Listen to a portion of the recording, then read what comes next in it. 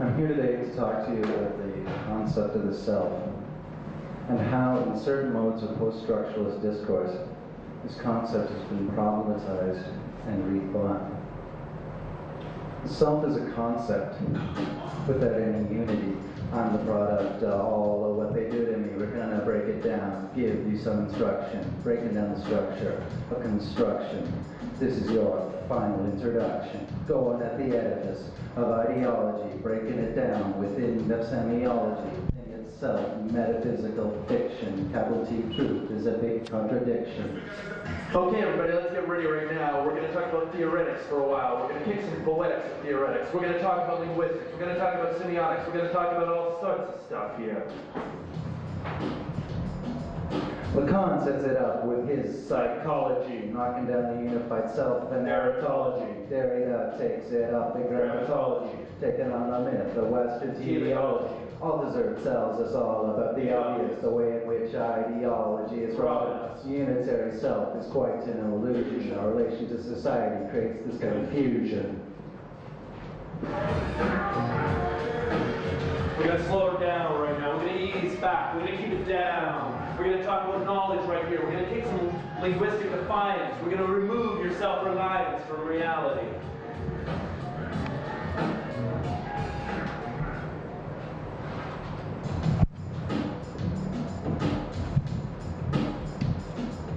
Although I am the author, I am not in origin. The meaning did not come to me like I was born again. My relation to the piece is purely metonymical. The importance of the author is only economical. Language exists outside me as a system. It's a predator. We are its victim. It subjects us, creates us as a subject, sets up dichotomies between us and the object.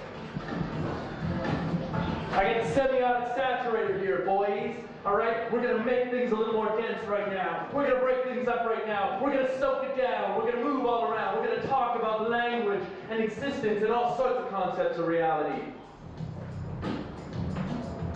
The object, no, wait, that's another fiction. The way we view reality is shaped by our diction. Language is temporal, its meaning is deferred. Words only have meaning because difference is inferred. Language is a system that's made out of lack. Signs create distance. That's a fact. The presence of a sign is the absence of its referent. The space between the two is absolutely permanent.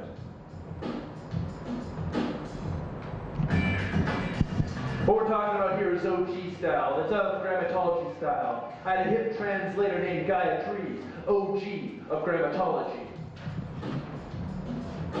Don't quote me, because I have no authority, but the space inside language sounds like coordinate. We believe things that sound like they're obvious. Their constructed nature sounds like a mythos. Hear ourselves speak, we think that we're there, deluded about ourselves by vibrations in the air. The auto-effective nature of language pulls up self-distance, just like a hero sandwich.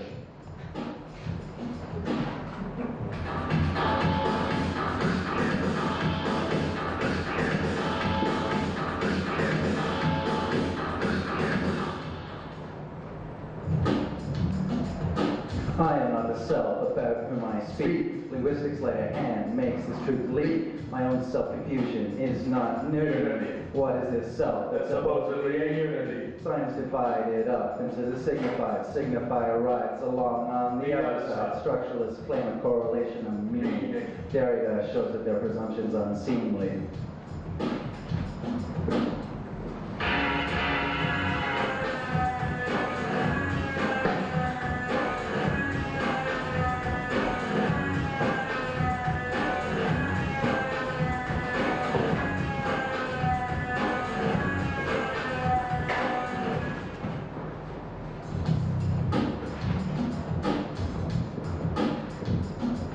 The sign comes forward, bearing the trace of all the other signs it had to displace. The chain of signification is ultimately endless. It's only our myths which make us contentless. Meaning of the sign changes with context, which is indeterminate. Meaning is groundless. Constructivist practice exposes this disorder, a political action against symbolic order.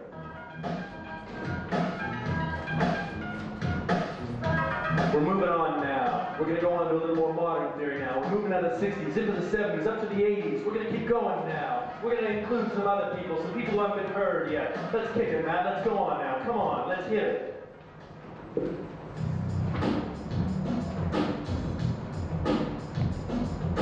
Lyrical, poetic, romantic, educator, a systemic order is the son of the dictator. The semiotic is the other of language, underneath order like a woman beneath a bandage. Feminine is the other of culture, fed upon by the phallocratic vulture. Semi-nuclear is the other of the West. We define ourselves by what we detest.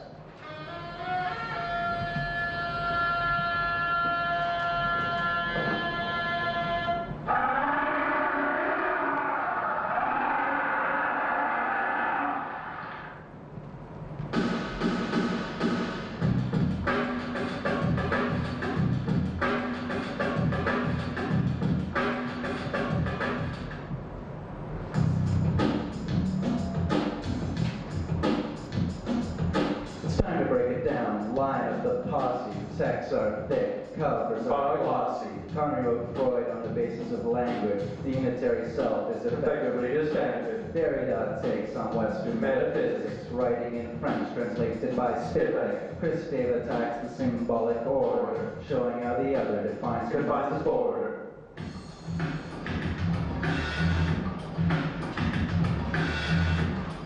What we're trying to do here is make theory accessible, folks. We're trying to get it into your minds.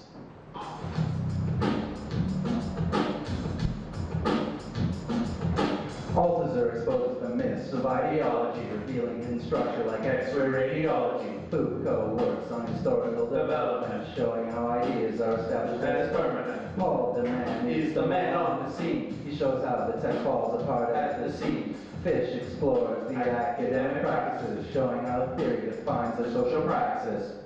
So look into this eye for yourself. Is this art or dangerous propaganda? There's propaganda, propaganda, propaganda, propaganda,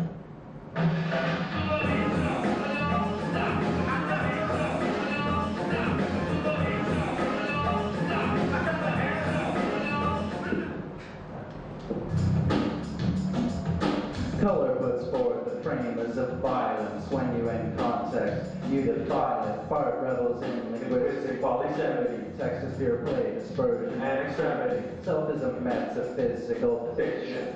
And straight-jacket intellectual constriction. Self is a metaphysical fiction. Fictive unity that grants us conviction. Self is a metaphysical fiction. Reified ego created by addiction. Self is a metaphysical fiction. A sublimated concept out of contradiction.